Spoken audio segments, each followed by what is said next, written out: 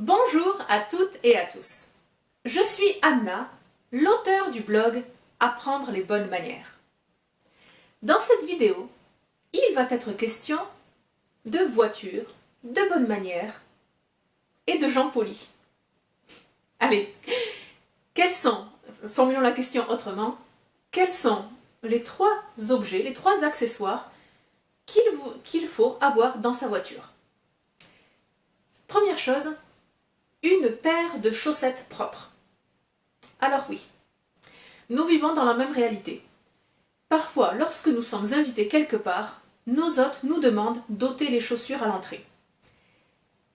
Et je sais aussi bien que vous qu'après une longue journée de travail, d'hiver, avec des chaussures qui parfois ne sont pas imperméables, enfin bon, qui absorbent l'eau, la neige, etc., qui laissent filtrer l'eau, la neige, à vrai dire, voilà, je ne m'étends pas sur le sujet. Je sais simplement qu'il vaut mieux à ce moment-là avoir une paire de chaussettes propres dans sa voiture et juste avant d'arriver à la soirée ou à la réception, au dîner, voilà, on les change rapidement. Ça va nous éviter bien des situations gênantes au cours de la soirée. Très bien. Deuxième chose, deuxième accessoire qu'il est bon d'avoir dans sa voiture. Il s'agit d'un parapluie.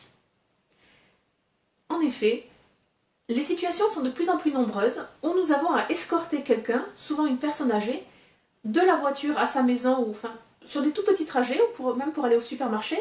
Voilà, escorter quelqu'un, pas forcément même une personne âgée, mais voilà, lorsqu'il pleut, c'est bon d'avoir un parapluie. C'est très considéré. Voilà, c'est très distingué, considéré d'apporter cette aide à autrui, avoir un parapluie.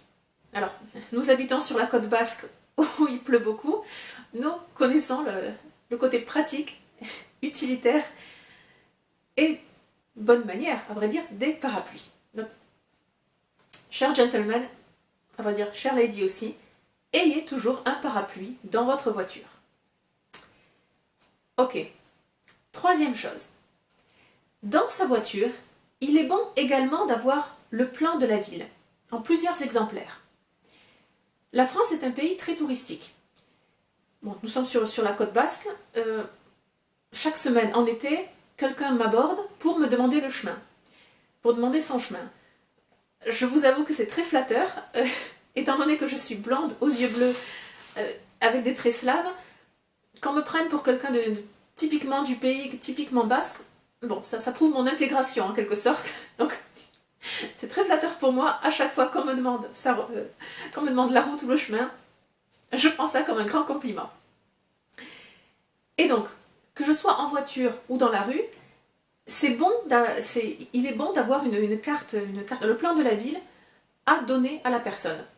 Ça arrive très fréquemment, puis je pense que la majorité d'entre vous habitent dans des endroits touristiques. Donc, ayez toujours un ou deux plans dans votre voiture et n'hésitez pas à les distribuer.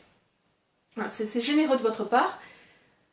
Et c'est un petit détail voilà, qui contribue à faire de ce monde un monde meilleur. Très bien.